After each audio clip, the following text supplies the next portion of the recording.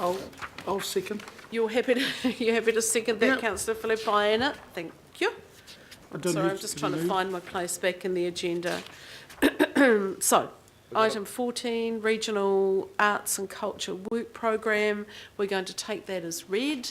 And you're happy to move that, Councillor Filipaina? I'll second Is there a seconded? Councillor Clow? All those in favour, please sorry, say just aye. a question. I've got a question. Councillor Darby. Are there staff? Yeah, they're over there. Oh, right. Welcome, staff. So my question is, we have the Public Art Advisory Panel, so if their advisors are they aware of these changes, and what is their advice? Because I can't see that on the report. The Advisory Panel for Art and Public Places Auckland is aware of the changes and are supportive, but they are purely advisory and have no governance decision making. That's true. But just in future, so they're advisory only to management, they're not advisory to governance. I'd have to go back to the terms of reference. I think that's in the terms of reference. Yeah, I'd have to go back and double check the terms of reference, but there is no direct relationship with governance. But if we could include I'd have to go back and check the terms of reference, but we can include a section in a report that has specifically reports their advice. Madam Chair, I think that would be really helpful, because I think there are some questions about what are the roles of advisory panels, and I think it's worth considering this external panel is an advisory panel. It would be good to maybe have a section on reports. Thank you. Okay, Councillor Clow. Given this is the last meeting of the year for on the arts, I believe there's a stunning piece of work at the end of one of our wharves. It's progressing very well. When will that stunning piece of work be open? Through the chair, we're just working through the final dates with the very generous donors for that piece of work, and because we're entering the summer season, we're just balancing up all the travel arrangements and also the activities on the wharf, but we are expecting it to be soon in the new year. Thank you for that. And Councillor Casey. Well, just to ask, after many, many years of waiting, the Mount Albert Town Centre upgrade is happening. It's a happening thing next year, and I see that the public art component is being delayed a year. Is that a problem? Will it not be at the same time as the upgrade? Will it be after the upgrade? Through the chair, the public art component of that upgrade is going ahead as planned. Are you specific? I'm looking at the delay, rephasing a portion of the Mount Albert Town Centre upgrade project. It's a portion of that project, so it's around the phasing. So everything's on track. It's just actually like in terms of when the project, at some of the build phase, will step into next year. The town centre upgrade is going ahead as planned. This project is not dependent on that. It's not connected to that. It can go alongside that in parallel. I'm sorry, I don't understand your answer. So through the chair, with the public art program, the reason for this report is because the public art components are always attached to a parent project, so, and quite often through that parent project the delays and phasing changes, which is why we bring the report for amendments. In terms of the Mount Albert Town Centre, that piece is actually a standalone piece. It's not integral to the infrastructure build, and through the negotiations with Mana Whenua and iwi, we've gone through a particular process for the commissioning of that work. And so while the infrastructure build, it's not quite as integral to the timeframe of the infrastructure build, and can be installed at a slightly later date. That was my question. Yep. What's the gap between the finishing of the Mount Albert Town Centre and then the new artwork, and why would you not want to do it at the same time? Through the chair, I'm not aware of what the timelines are exactly for the parent project, and as my colleague pointed out, this project can go ahead independent of that. They'll be very, very close together, but that would be a question for the parent project, the exact timing of their project. Can you maybe get back to me then with a bit more detail? Yeah, we'll find out the exact timings for you. Thank you, that's great. Okay, any other questions on this? I'll put that recommendation then. All those in favour, please say aye. Aye. Against? Carried. Thank you. Thank you, team.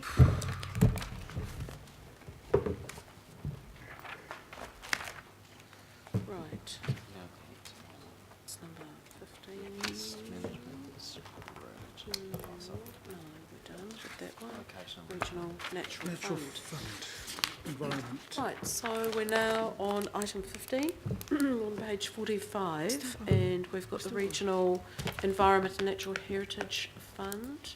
Now, councillor Fletcher, you've got a conflict Yes, with please this one? note my conflict on this issue, thanks. Okay, thank you for that. Now, councillor Filipaina, you've done work on this. Did you want to just make a comment? Oh, I mean, I'll move it, You're happy and to then we move? can say good luck to the fund Okay, and is the there applicants, these successful applicants. is there a seconder for that? I'll second. Thank you. I think everyone must be getting a little bit tired. It's nearly time for a break. That's been moved and seconded.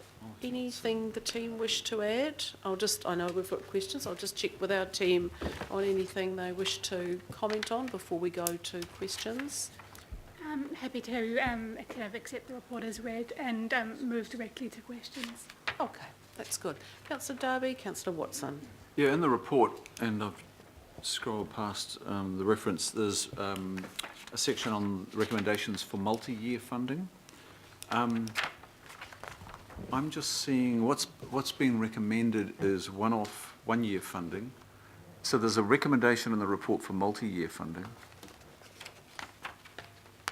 Do the resolutions or the motions before us reflect that? They do? How do they reflect the multi-year recommendation? So that table would reflect the first year of grants allocated to those multi-year projects. Okay, so it is captured. Okay, I just couldn't see that it was clear. Thank you, that's good. Okay, thank you. Councillor Watson. Thank you. Just a question for one of these ones that number 39, the Forest and Bird North Shore branch, the one that was just under the cut-off point. And I looked at the project description there, which was a design and collation of this manual, which it seems to me has already occurred. Was this just for the printing costs? Was that essentially what that sum covered? Yes, I understand with that application, funding was requested for printing and distribution. Okay. Is there any capacity in this where something like where the work's essentially done and it's it's a finishing part? Do we have any ability to help out as a council, say, given our printing access? For all declined applications, we do send them a funding notification, which does outline other ways council may be able to support the project, either through council staff recommending the project to other funding sources, or if there's a way we can help the project by kind of suggesting an alternate way of working. Yes. So they would have maybe got such a funding? Okay. Any other questions? Councillor, I'll go Councillor Clow and then, okay. You work it out between yourselves. Deputy Mayor, Councillor Clow, someone go first. Yeah, I have a conflict for 18 and 68. 1868, we've noted those. Thank you, Madam Chair. Team, I read through it with interest, and I brought this question up last time as well. There's a number of properties here that are in private ownership. What we don't know is what size they are, what they're doing as part of an ongoing program, and what is the ratio between private land and public land as far as the planting goods concerned. So one would suspect that private land ownership, they should be doing their own and funding their own planting and fencing, and the public land where there's often a crying out need from communities for planting and sourcing and fencing, that would focus on that. So what was the drafting criteria? So in terms of the drafting criteria, currently both applications for private land and public land can be considered, so they're not necessarily weighted differently. The weightings that come into effect when given consideration are equally relevant across both those types of land. I think the challenge that we've got is that, and one of the reasons that we do offer this contestable process for private land is that from a biodiversity perspective, over 50% of our indigenous vegetation, including some of our more threatened ecosystems and species, are actually on private land. So this is one mechanism that supports the protection of those. What's not shown in the tables of the report is the contribution that is being offered up by those private landowners that are seeking funds. So in the instances of those that have been recommended for funding in this round, there is significant contribution being made by those landowners towards those works. And I know that in at least one of those instances, they have also got a very well-developed restoration plan that they're working to. And those are the types of aspects that are looked at by officers when they consider those applications. Thank you, Madam Chair. I understand the 50% subsidy. I still think we probably at some point in time need to look at the criteria on private land. That's work for the future, perhaps. Okay. LTP. Yep, good point. Okay, any other questions on that? Oh, Member Wilcox, sorry. Yeah, I actually have a conflict of interest on number 11. Can I still ask a question, Lord? As long as it's not on number 11. Oh, yeah, that's fine. I remember when we first started this, and one of the things we did ask was, how are you going to measure against our criteria the Māori component or the Kaitiaki component of that with organisations?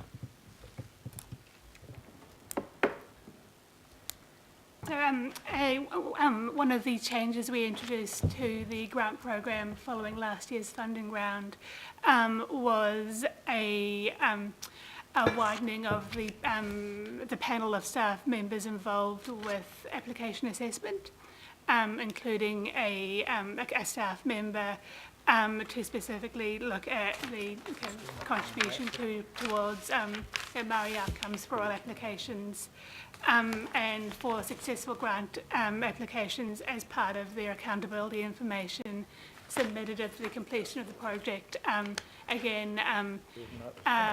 Wanting to see what had actually happened and how those projects had kind of contributed towards the outcomes they were funded for. Supplementary to that, Madam Chair? Yeah, so you say all grant programs should respond to Auckland Council's commitment. So what you're saying is that each grant will then, grantee, is it or granted, whatever, which one it is, the person receiving the money then, when they've done the job, will then come back and in their report they will respond to how they have responded to Auckland's commitment to Māori. Is this what you're saying? That is a kind of a question which is included in the accountability form sent to all grant recipients. Okay, thank you. Okay. Just a question related to Sure. Glenn. Just what steps do you, because there's a low participation rate of Māori within this fund, what new steps do you think you could do to increase the participation? So during the funding round, we have held a number of workshops and meetings and offered kind of face-to-face meetings with a variety of council staff members to kind of encourage applicants to apply. Information was provided to a mana whenua hui of kind of kaitiaki kind of contacts, and then kind of following on from that meeting, kind of additional one-on-one sessions were held to support interested parties to submit applications, and that kind of would be an ongoing process to kind of improve or increase the number of applications we receive.